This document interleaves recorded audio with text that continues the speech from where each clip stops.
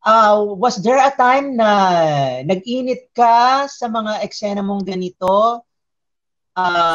Nadala ka or something, ganyan? Siyempre, di ba bata ka pa, medyo malikot ang imahinasyon.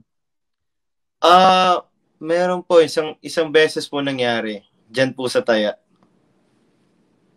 Kanino? Ay, di ko na po sasabihin kung kanino.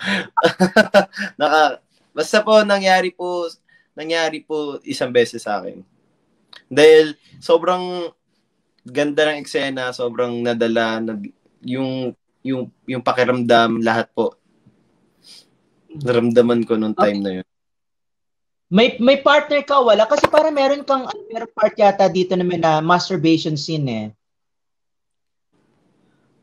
Ano po? May partner ako?